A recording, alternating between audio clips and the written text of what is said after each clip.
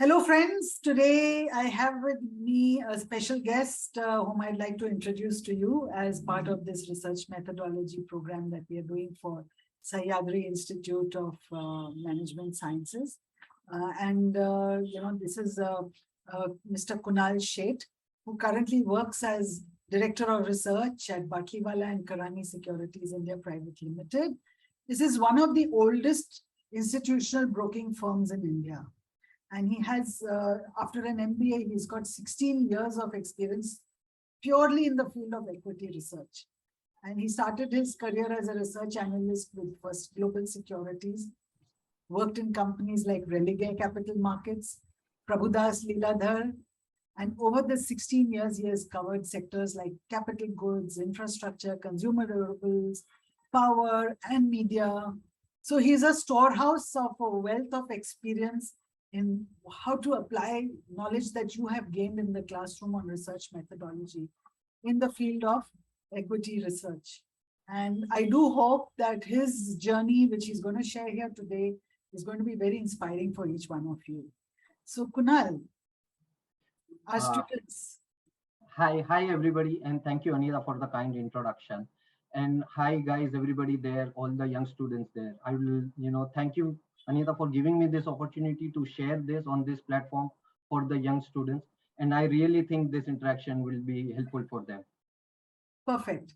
So the first question the students would like to know is, what kind of equity research do you do? Sure. Who are the people who use this research and what kind of decision making comes from it? Sure. So when we talk about equity research, it's a slightly different kind of research than the typical market research that comes to our mind when we talk really about research, because this is more about financial research. So what we mean by equity research is that we study companies that are listed on the stock exchanges, study their financials, study their business models, and to summarize and come to a conclusion of their outlook about how their future is going to pan out based on our understanding of their financial parameter as well as business parameters.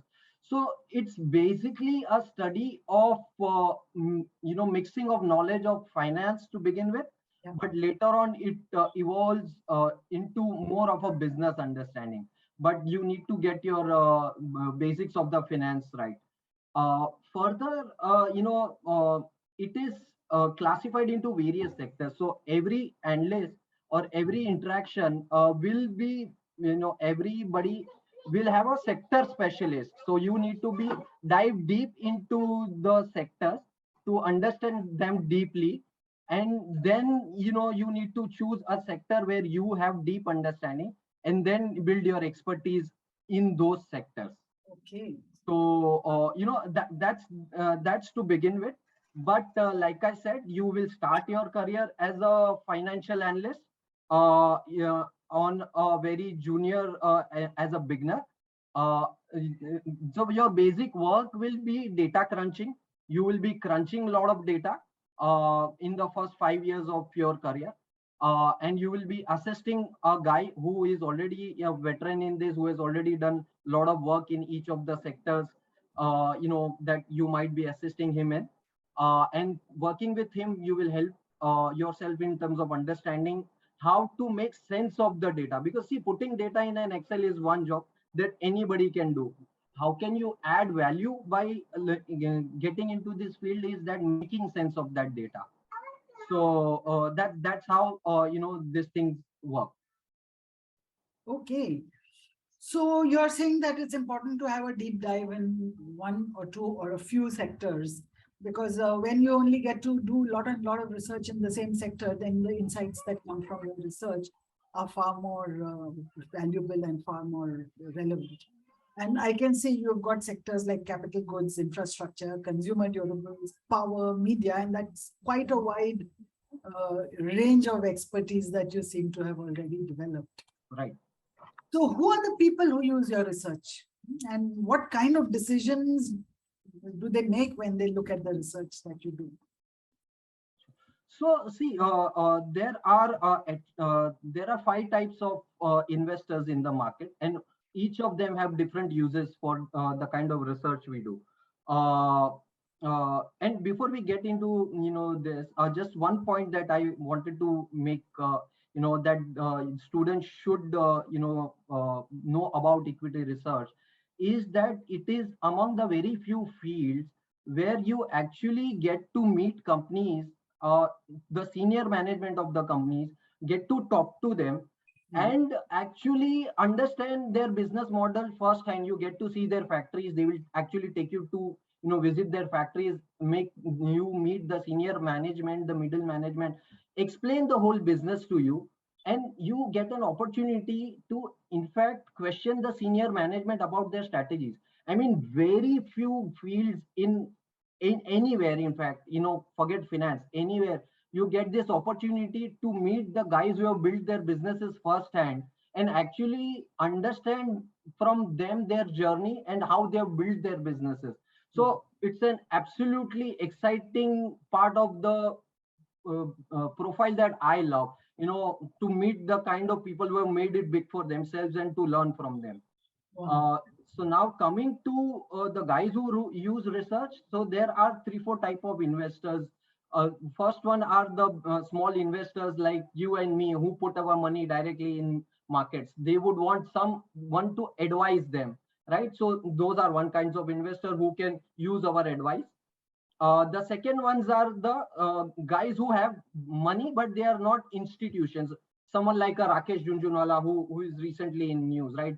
HNI investors. And then there are institutions like mutual fund, insurance companies, and foreign institutional investors.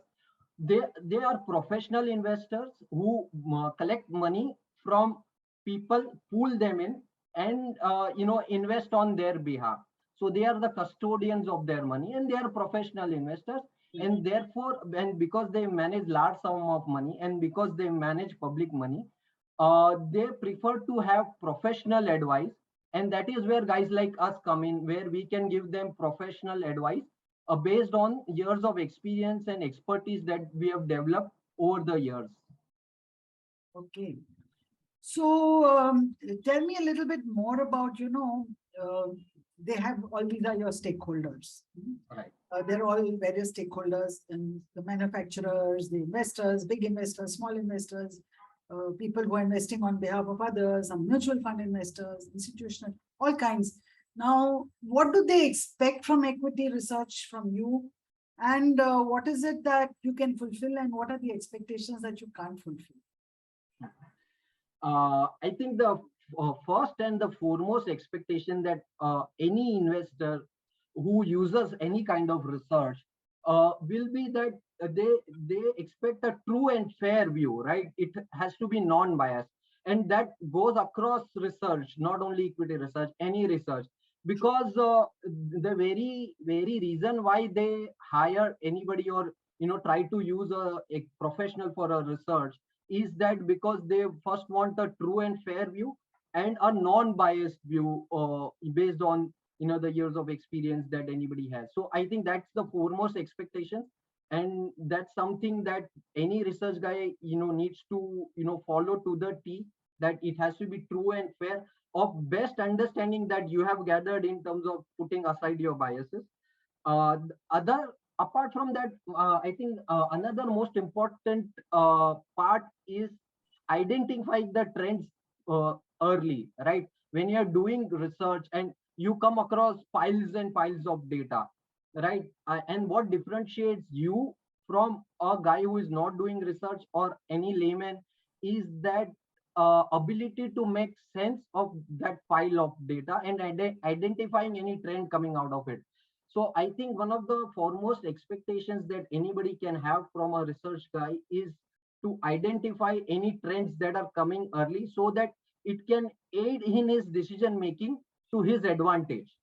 That's the whole reason why anybody hires a market research or a equity research, so that he is ahead of the curve in terms of making any decision, so that he can profit from that decision making.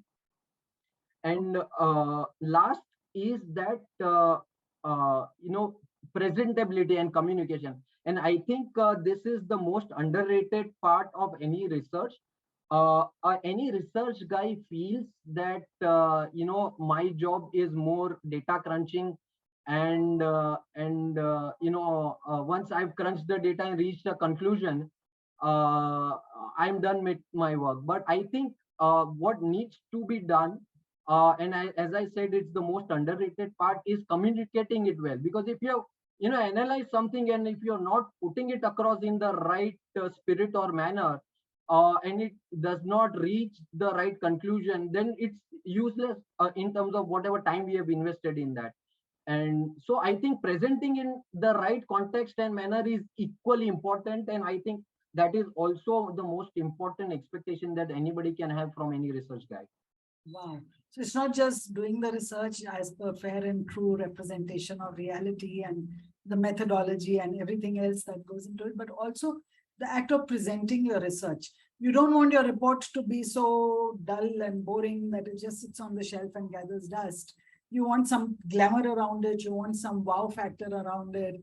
And you want people to say, hey, this is the report that's coming, That needs to be read. That needs that to be read. needs to That you have to create some differentiating factor, some noise.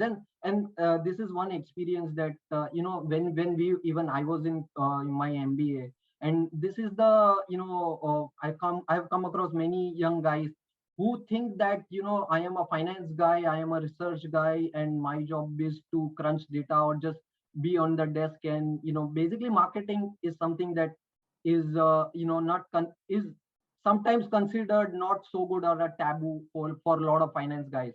But I think guys, one thing that one needs to understand is that as we move up the value chain or a ladder, everything is marketing. Everything that you need to do needs to be marketed in the right way. Even if you're doing something great, but it needs to be brought to someone's notice, right? For it to do justice to your work. So I think that's extremely important part that I think is not given enough attention to. Okay, so that's interesting because that allows you to get very disciplined in your research and creative and expansive in the way you present and in the manner in which that research can impact the audiences. So I think it's a I can now see that you're so passionate about this topic and this area and the careers that are possible in the equity research domain. So that's great. So, what have been the challenges along the way in the last 13 years? Sure. 16 years, sorry. Yeah. I think one of the biggest challenge for equity research guys specifically is because in some way we are custodian of information, right? Because we speak to companies, we speak to clients, and there is a lot of information that goes around. And so therefore maintaining that conflict of interest between the client and the companies that we are working for or doing research is extremely and the most challenging part, right? Because you want to be fair and honest to both sides. I mean, you don't want to misrepresent any fact uh, so that the client you basically oversell something to a client.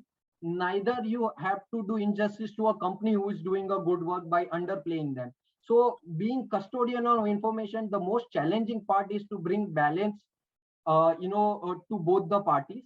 And secondly, because we in a way are dealing with public money, and trust is paramount in this business. Because like they say, everything is trust. If somebody does not trust you in any domain of life, he will never take your advice, right? And our business is about advising uh, for managing public money. So I think making sure that factor of trust is always maintained, so never crossing that line where you so basically always keeping the interest of the client in the mind is something that is extremely important. And also one of the biggest challenge also has been that how to maintain that uh, a very thin line, because you are working with corporates or companies that you are doing research on. You need to make sure that they don't, try to push you in any way in terms of either by bribing or any other means to do or write things or analyze data in a certain way to bring a wrong conclusion. So I think you need to be very firm about and independent about your stance. I think that's the word. Independence of opinions is something that is extremely important and most challenging to do sometimes, given the challenges of the fact that you're also running a business, right? You need to bring revenue to your firm, and so to balance the line between bringing revenues as well as maintaining that independence of opinion is something is the most challenging and the stressful part of the business, I would say.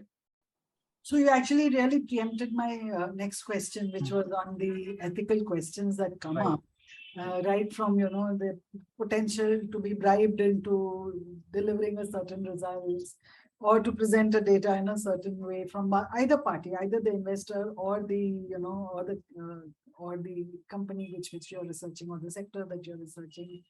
And also the objectivity of the methodology you use. And so the independence is what creates your reputation and what creates trust. Absolutely. Trust, you said, is paramount here. So, Absolutely. have there been any scams in this field in the past where somebody has done some research and it was proven to be? I mean, are you aware of anything that was done unethically and it came into the public domain that this was not done well or not done clearly? Nothing particular, but see, I mean, we all know there are, the Arshad Mehta scam is the most famous scam, right, in the stock market. The Ketan Mehta scam, and there are loads and loads of. See, at the end of the day, this is a capitalist industry, right? And as they say, the most famous quote in our industry is "Greed is good." You are here to make money, basically. But sometimes what people forget is that you are here to make money first for your client, and then in the process you get rewarded. But yeah, like I said, greed is what drives. This is a capitalist industry, so a lot of people have crossed the line. There are empty examples there in the public domain. So yeah, I mean, this is a regular feature of our business, I mean, honestly. So, but your reputation comes from your... and in the long run, guys, if they want to survive 15, 20, 25, 30 years in this industry, the only thing that can stand for is your reputation of being independent and transparent, to your customers or your investors. That's the only thing that can... Possible to be 100% independent. You see, Not the not reports, you see, Ukraine, you see oil crisis, you see electrical power problems in other countries, and then that will definitely influence the manner in which you would interpret some results here and some trends that you might. So I would differentiate error in judgment from being non-independent. So there can be errors in judgment, and it's at the end of the day, there are human emotions at play. When there is a large event happening like Ukraine, you might misread it, and there is an error of judgment in how you should think about it, and misread the data. That's completely fine. That's not crossing the ethical line at all. You can be wrong. There is no harm in being wrong. And the most important part is to come and accept and say that I'm wrong. I'm sorry about it. But that investors, believe me, will hold you in very good faith. They are okay to hear that you are wrong, and it's a human feel. It happens.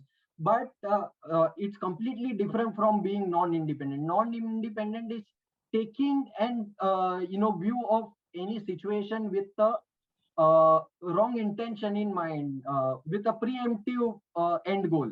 I think that's something that does not it's a moral thing. I mean, I don't think most people cross that line that easily. But errors of judgment are quite common. So when you begin the research, begin with a blank slate and see what the data tells you, not the end goal that you wish to achieve. Absolutely. Okay, that's a great tip for all the people who are going to be listening to this. So the future of a research analyst and equity research. Uh, in terms of your career, where does the career of a research analyst go? You're already at the top of your career. So what future lies ahead of you? And many others like you. The other thing is also the future in terms of the big data and, the artificial intelligence, all the digital, industry 4.0 that is happening. So tell us about the future. Sure. For both So analysts and the world. both, I'll cover both. So future is extremely bright. We are an extremely underinvested economy. You must be reading articles on how underinvested equity is in our country. We about 3 to 4% of our saving just goes into equity markets versus US of about 15 to 20%. So global average is 20%. We are at 3% equity investing. So the culture is long way. I mean, the opportunities are unlimited for anybody.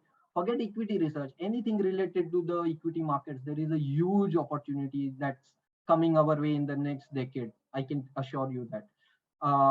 As far as career in equity research specifically is concerned, one thing that I would like to tell any guy who is thinking about this is that you need to be extremely passionate about markets to be in this field. This is not a data crunching field. Don't get mistaken by the fact that you are running data.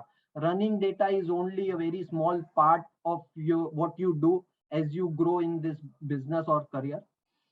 Because you will not stay a financial analyst. You will have to graduate to become a business analyst. That's where your career will grow. Because if you become a financial analyst, anybody can hire a BCom guy and make him a financial analyst for less of the cost. So, but you have to be passionate. You have to be eager to learn. You have to be very inquisitive to understand businesses, how they shape up, what can be the next trends, what can change, what can not. If you're curious and very passionate about the market, this can be an extremely rewarding field for you. As far as career growth is concerned, you start usually as a research associate, where your job will be largely putting data and helping your lead analyst. Then you grow in your career into being a lead analyst, where you will actually be doing making decisions yourself in terms of advising your clients. uh, from there, your career usually graduates into two directions. Either you move on the buy side, which is managing money, public money, instead of just advising. Here, equity research is what we do is largely advise clients on what to buy and sell. But you can also graduate into managing money, or you can graduate from becoming a sector specialist to becoming a journalist where you are actually head of research in terms of overlooking many sectors or managing a team of analysts who are specializing in each of their sectors. So basically, managing a team. Uh, so these are the kind of career options that you will graduate into, but it's a long journey. Getting there is at least 15-20 years away once you start your career.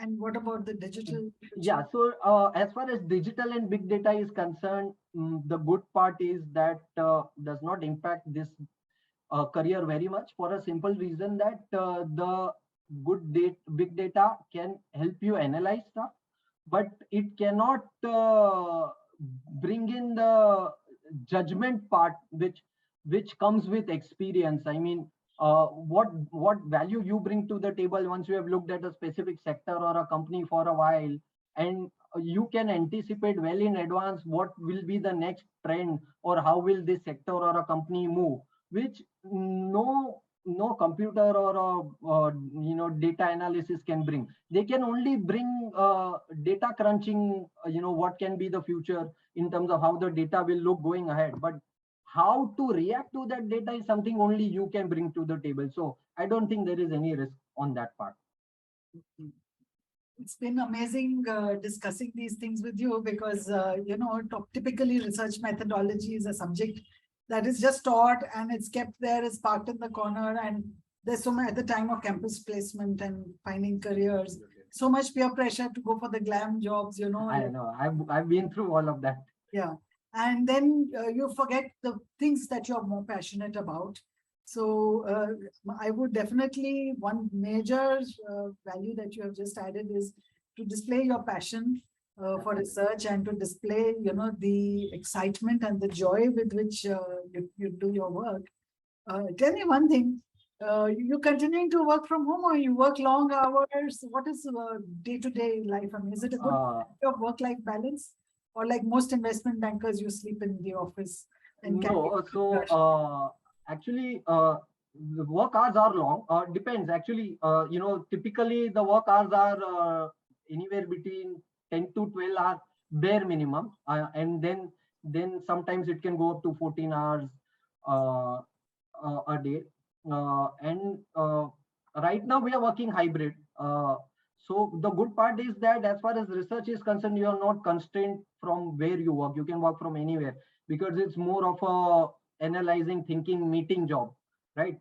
But again, like everything in life, you have to draw a balance somewhere. This work can consume you, because analyzing something is an endless job, right? I mean, you can keep finding more ways of looking at the same data and thinking about what can be the outcome if this side of the story is true or that side of the story is true. And so your mind, even if you're off work, your mind is always working. That's the downside of this profession, I would say. You're in always in every that. profession. That's in every profession. Yeah, thinking mode is always on, but yeah, you will have to draw your line somewhere. But yeah, it's long hours. There is no running away from that. So do equity analysts burn out? Yeah, most equity analysts, very few actually uh, still stay equity analyst in the same form uh, till they reach 50. Very few. I mean, the fallout rate post 40 is very high. So what do they move to once So they either move to, like I said, they move to money managing roles, or they move to a slightly larger role of managing a team of research, or they move to maybe writing more market specific strategies, or they move out managing their own money, because like I said, this field is quite remunerative. So you make your money. So then you sit somewhere and manage your own money. Wonderful. It's been an absolutely amazing journey to have this conversation with you, far more than I would have ever imagined. It has been an absolute pleasure, and it was a pleasure that I could share this with a bunch of students, and I hope it is useful, because I completely understand the juncture where they are, because I've been there. So Great. That's wonderful. So on behalf of the Sahyadri Institute of Management Studies, the director and the dean and all the professors who have taught the research methodology, concepts and fundas, I would really like to, and the students, of course, I would like to say a very warm thank you to you for having brought so much value added to the course over and above the theoretical inputs that we tend to provide. Thank you so much. Thank you. Any last one-line message? No, stay passionate in anything you do. That's the only way where you will start loving your work. Otherwise, after a point in time, work will become a liability rather than an asset. So stay passionate, guys and girls. Stay passionate.